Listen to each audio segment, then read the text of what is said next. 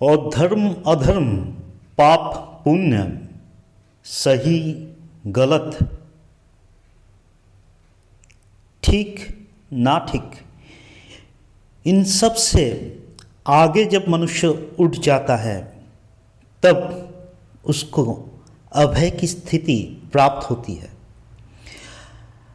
अक्सर हम गलत शिक्षा से बड़े होते हैं। हमारे अंदर भय से नैतिकता डालने का कोशिश किया जाता है।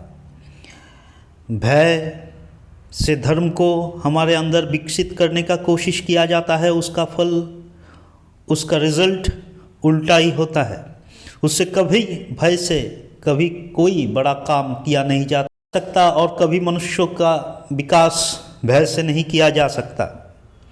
तो आप जब इन सारे साइकोलॉजिकल फियर से आगे उतरते हो, जब ये सारे मानसिक भय से मुक्त होते हो, तब आप गिरते हो। आप जितना उठते हो उतने गिरते हो, और जब ये उठा और गिरा ये खेल होता रहता है, तब आपको समझ आती है। समझ से मेरा मतलब है अज्ञानता की दूरी जब होने लगता है, तब ज्ञान जो आपके अंदर है वो प्रकट होने लगता है, वो प्रच्छन्नता वो प्रकाशित होने लगता है। और जब आप ज्ञान में विकसित होते हो तो तभी आपके अंदर प्रेम का विकास होया जा सकता है। पौल अपने पत्र में लिखता है कि जहाँ पर भय है वहाँ पर प्रेम कभी विकसित नहीं हो सकता। पौल के पत्र में अगर आप गहराई से देखो तो पौल जब निडर बने तभी प्रेम कर सका और परमात्मा का रूप को जान सका। और गीता में भी यही बात को कुछ जगह में दोहराने का कोशिश किया गया है कि भय से मुक्ति ही ज्ञान का मार्ग है। तो आप जब इन सारे मानसिक भय से मुक्त होते हो तब आप में विकास आता है। जब तक आप छोटे हो, जब तक आप में आपकी उम्र शायद बड़ी हो लेकिन आप में वो समझ विकसित ना हुआ हो, तब तक आप भय के कारण से नैतिकता करेंगे। और दुनिया में आज के दिन में मोरलिटी, एथिक्स के ऊपर जितने भी रिसर्च हुआ है वो कभी इस बात को समझा नहीं, इस बात की गहराई तक पहुंच नहीं पाएगा जब तक वो मन के बाहर अंतरात्मा की खोज तक ना उठे।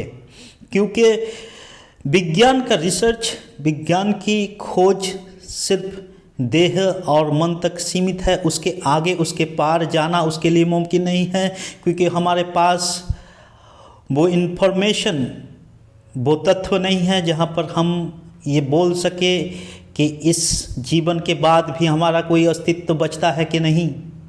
तो इथिक्स और मोरलिटी को हम विज्ञान के द्वारा कुछ हद तक शायद जीवन में काम में लग सकते हैं, वास्तवता में ला सकते हैं, परंतु वो बोध, वो विकास जब तक अंतरात्मा तक नहीं होगा तब तक मनुष्य उसको पालन नहीं कर पाएंगे।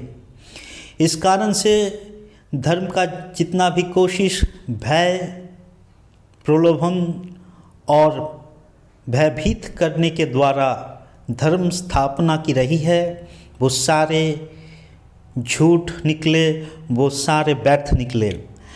क्योंकि जहाँ पर भय का मुक्ति हुआ है वहीं पर बुद्ध का जन्म हुआ है, वहीं पर जीसस का जन्म हुआ है, वहीं पर कृष्ण का जन्म हुआ है।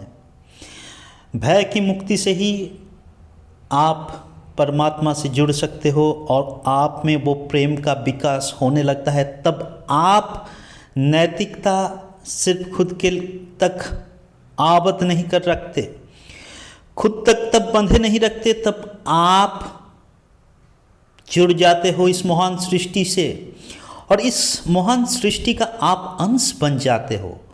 हाथ भला कैसे चाहेगा कि पैर का अंत हो जाए, पैर भला कैसे चाहेगा कि सर जाकर रास्ते में गाड़ी के सामने दे दूं, ये नहीं चाहता। हृदय भला कैसे चाहेगा कि दिमाग काम ना करे, और दिमाग भला कैसे चाहेगा कि हृदय का काम करना बंद हो जाए। एक अलग अलग अंग एक दूसरे के लिए अपनी सारी नैतिकता को खोल देता है। एक दूसरे के लिए जो समर्पण अपनी छोटे से शरीर में आप देख पाते, और इस ब्रह्मांड का इतना बड़ा सृष्टि का जो महान हिस्सेदारी आप में दिया गया है, उससे आप वंचित रह जाते जब तक आप में वो भय, वो डर, वो अज्ञानता दूर नहीं होता। और भय से मुक्ति के बाद ही आप प्रेम से जुड़ते हैं, और जब आप में प्रेम का विकास होता है तब आप अज्ञानता से मुक्त होते हैं, और तभी इस ब्रह्मांड से भी आप जुड़ जाते हैं।